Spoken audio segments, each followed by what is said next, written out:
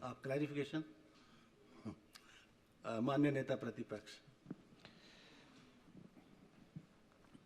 माननीय अध्यक्ष महोदय,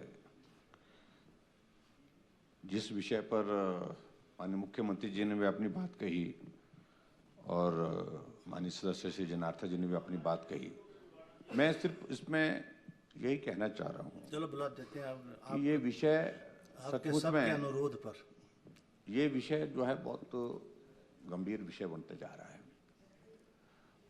और इस विषय को गंभीरता की तरफ जिस तरह से जा रहा है उस तरह से ये कानून व्यवस्था का एक बहुत बड़ा मुद्दा ये शिमला शहर के अंदर नहीं पूरे प्रदेश में भी बन सकता है। इन सारी चीज़ों को लेकर के भी इस तरह से देखने की आवश्यकता है।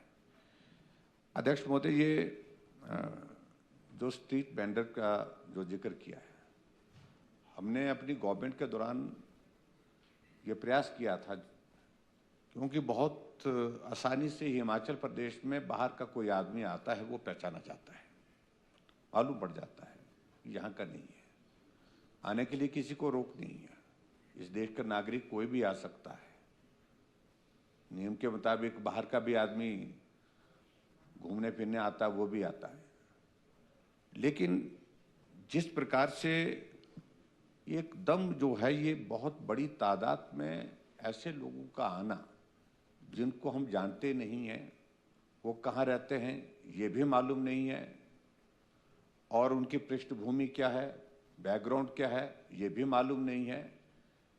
तो जो वेरिफिकेशन का जो हमने उस वक्त एक प्रोसेस शुरू किया था, रजिस्ट्रेशन एंड वेरिफिकेशन, वो अवरुद्ध पड़ा है, वो रुका पड़ा है वर्तमान सरकार में और आप उसकी आवश्यकता महसूस नहीं करते होंगे शायद, मुझे लगता है।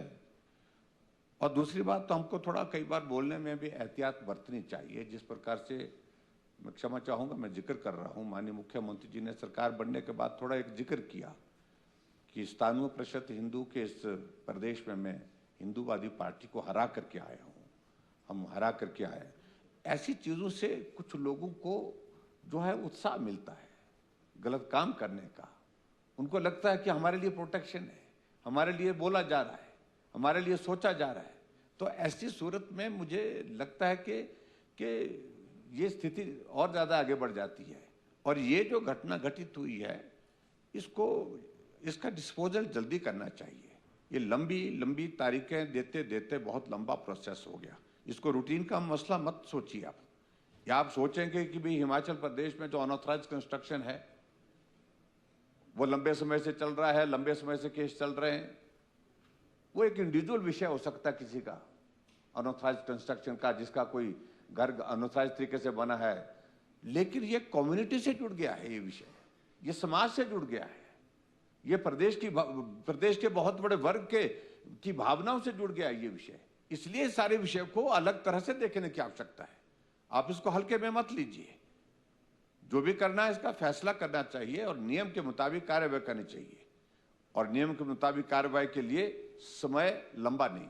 और ये जो आप बोल रहे हैं कमेटी कॉन्स्टिट्यूट करेंगे, ये करेंगे, वो करेंगे, ये सारी चीजें समय टाइम गेन करने के लिए है।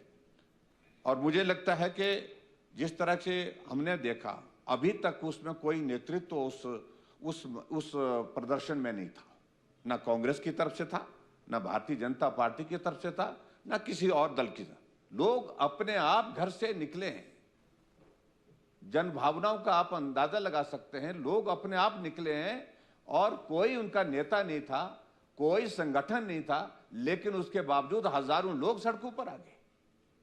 ऐसी सूरत में इस सारे विषय को बहुत अलग तरह से देखने की आवश्यकता है, इसकी गंभीरता को समझने की आवश्यकता है और जो अनऑथराइज्ड कंस्ट्रक्शन बाकी पूरे प्रदेश भर में हुई है उसका दायरा अलग है, उसका एक अलग तरह का तरीका हो सकता है सोचने का, मानने का। लेकिन इस प्रकार से इस सारे मामले को बहुत अलग तरह से देखने की आवश्यकता है, ये मैं माननीय मुख्यमंत्री से कहना चाहूंगा।